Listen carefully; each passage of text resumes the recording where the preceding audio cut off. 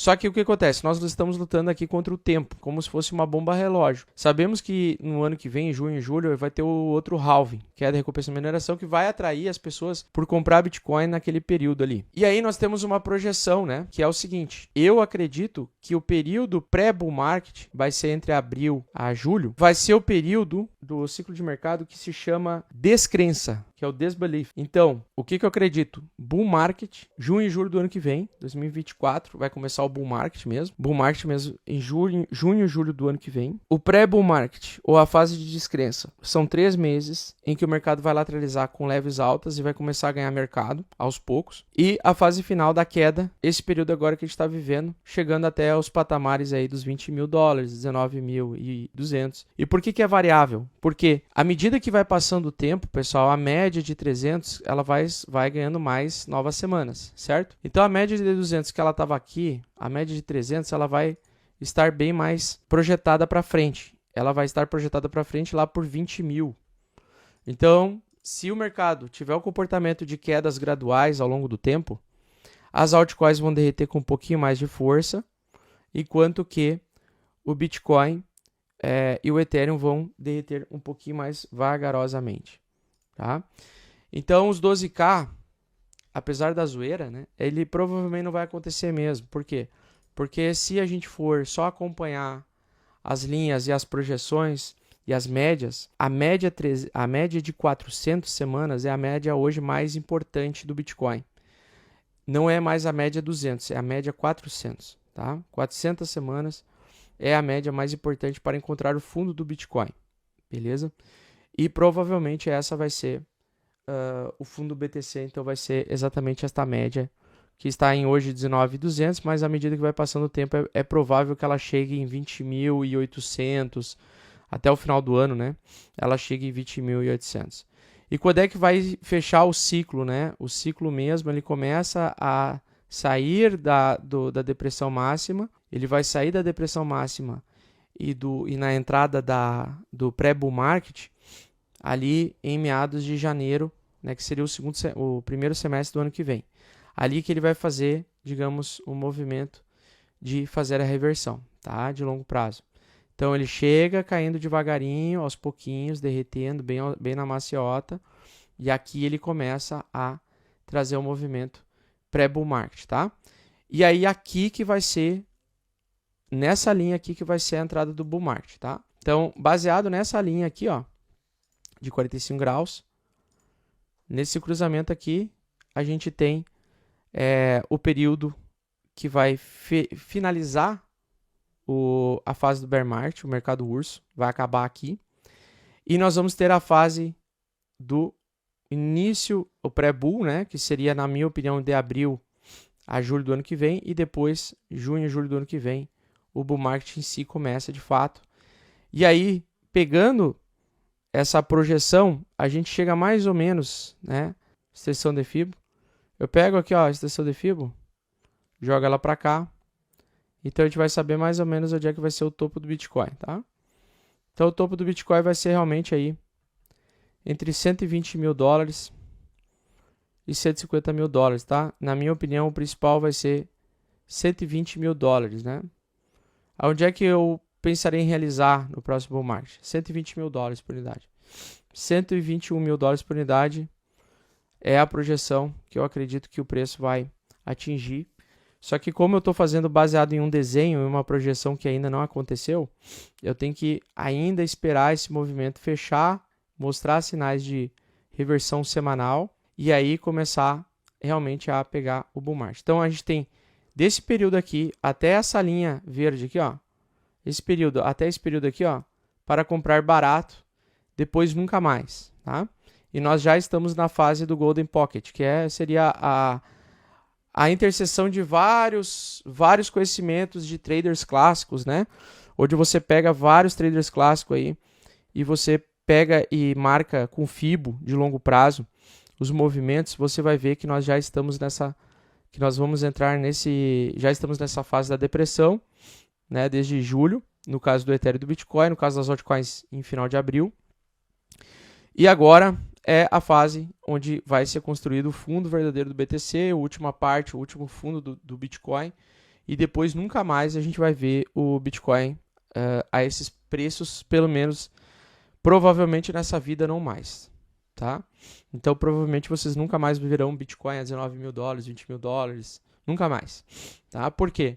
Porque ele tende a retrair, e mesmo com a retração ele nunca mais vai voltar para esses patamares, beleza? Então a questão toda é o seguinte, a projeção dele de FIBO, baseado aí em muitas coisas que eu acabei estudando hoje de manhã, é que o topo do BTC para o próximo bull market vai ser 121 mil dólares, tá? De 120 a 150 mil, mas eu acho que vai ser 121 mil. E o fundo vai ser, na minha opinião, os 19 mil dólares, tá? E aí você pergunta, tá, mas e o Ethereum? Né? E quais são as datas, né? As datas é isso aí. Ah, e quando é que eu acho que o mercado vai dar uma segurada dessa queda que a gente está enxergando agora?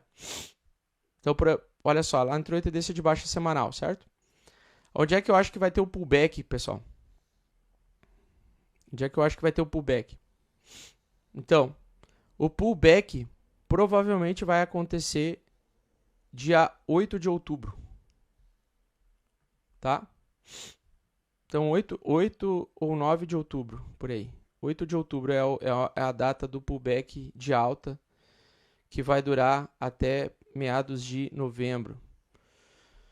Então, na minha opinião, nós vamos ter a continuação da baixa ainda, no curto prazo. O mês de setembro, na minha opinião, vai ser mês lateral.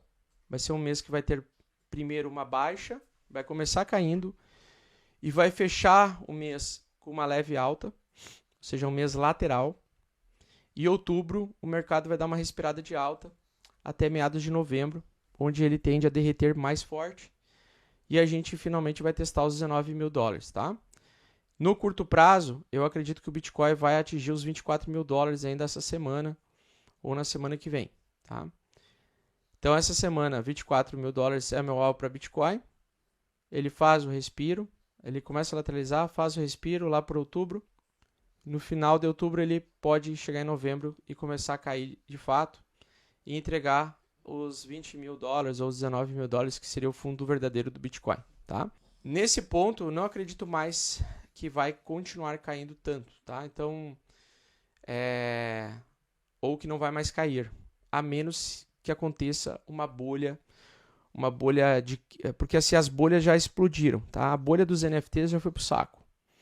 Os Bored Ape não param de cair, várias coleções de NFTs não param de cair, tem uma ou outra que se valoriza, consegue se valorizar e se manter valorizada por umas 2 semanas ou mais, depois começa só a cair, tá?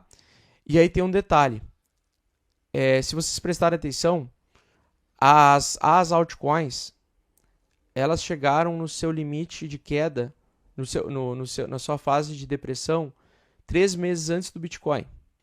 Então, do mesmo jeito, as altcoins podem se valorizar, elas podem começar a se valorizar um pouco antes, tá? Principalmente algumas narrativas novas, algumas promessas de compra, né? Então, assim, o máximo que dá para estocar de Bitcoin, que o Bitcoin falando em si, tentando captar uma valorização de 500%, que é a valorização que eu acredito que ele vai fazer para esse próximo ciclo, né? O próximo ciclo de alta agora, eu acredito que ele só vai atingir no máximo 500% de valorização, até os 120 mil. Então você compra a 19 mil, 20 mil e vende a 120 mil, ele vai dar uns 550% de alta. Esse é o máximo do BTC para esse próximo ciclo, por conta da onda, da projeção da onda, né? Baseada em que a expansão do universo continua do mesmo jeito, nos mesmos padrões técnicos, né? Então a expansão do universo, ela sempre é utilizada. O que os gregos adoravam estudar? Os escravos romanos, né? O que eles gostavam de estudar? Eles gostavam de estudar filosofia, matemática e astrologia. E se você pega um movimento de expansão do universo, na teoria de expansão do universo, ele vai seguir o movimento das fractais, das ondas fractais de crescimento de qualquer coisa na vida, que nada mais é do que aquilo que o matemático lá, o Fibonacci, o italiano, percebeu fazendo a sequência de Fibonacci através da reprodução de coelhos, né? Então ele percebeu que a reprodução de coelhos tinha um padrão E nesse padrão, basicamente, ele chegou a Fibo, né? A sequência de Fibo, né? A famosa sequência matemática de Fibonacci, que consegue explicar como é o padrão de crescimento da maioria das coisas que estão no nosso planeta. E que também explica por que buracos negros tem aquele formato de vórtice, né? E por que aquele padrão de concha também se forma daquele jeito, né? Enfim. Então, o crescimento a cada ciclo que vai passando, o Bitcoin, as criptomoedas, eles vão subindo de uma forma que ele vai respeitando esse ciclo natural. Então, as médias, quanto mais pesado fica o mercado, ou seja, quanto mais capital tem, menos as médias curtas funcionam. Então, por exemplo, há 3, 4 anos atrás, há 2 anos atrás, a média 8 semanal era a média mais importante, era a média que mais era assertiva. Hoje, nós sabemos que ela não é assertiva mais, ela tem muitos falsos erros, né? Por isso que o pessoal que gosta de operar com robô tem que ficar reformulando o setup do robô a cada período de ciclo de alta e ciclo de bear market. Por quê? Porque o mundo vai expandindo, né? A economia vai se expandindo, vão sendo adicionados $9 na economia, o mundo vai crescendo e se desenvolvendo. E basicamente nós temos uma expansão, e essa expansão ela vai respeitando isso. Então essa fractal é a mais importante. Ó. Nesse ciclo de baixo do Bitcoin, a fractal de 400 semanas é o fundo do Bitcoin. Tá? $19 mil é o fundo do Bitcoin.